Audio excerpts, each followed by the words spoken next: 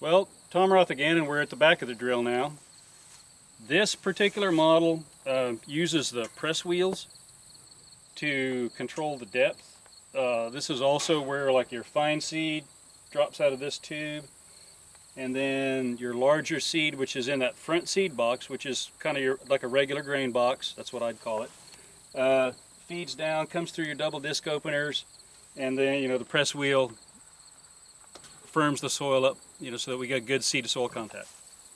So with a Great Plains drill, the way you control the depth setting is there's a T-handle here. You lift it up and you can move this, all the way to the front. That's as shallow as the drill will go.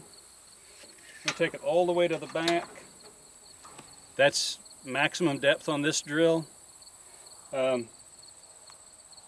Each slot is 1/8 of an inch on this particular model. So that's kind of how you would set this drill for depth.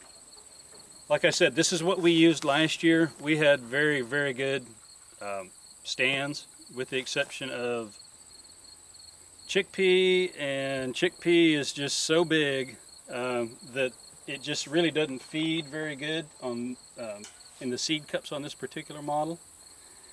Another thing to think about when you're doing this is your seed cup setting. I would recommend that you look at what the manufacturer has recommended in regard to that. Usually your small seed is like setting 1. Setting 2 would be your bigger seed, possibly some of your small grains. Setting 3, if you have like really large soybean seed, or again like that chickling vetch I showed you earlier, which is basically looks like your seed and gravel. That one, at least for this particular company and model, we had that set all the way open.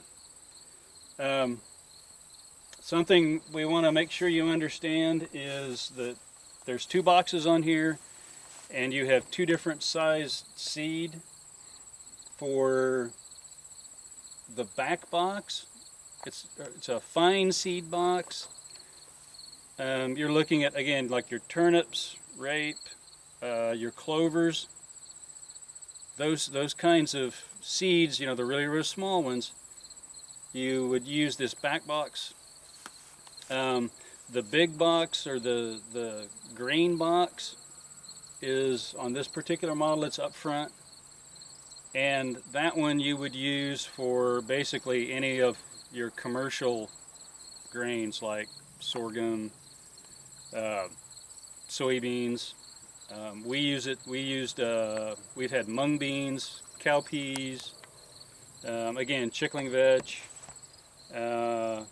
some of your other vetch species, common vetch, hairy vetch. We've used the front seed box or the grain box. The flute settings are all controlled on this particular model. There's a little tab here that you move up and down. It's important to have that at the right setting because that helps control how much seed you're feeding out into the tube. And the depth control, again, is really important. The smaller the seed, the shallower you want to plant it. So again, for like your really small seeds, your turnips, your any clovers that you might be using in your mix, rapeseed would be another one,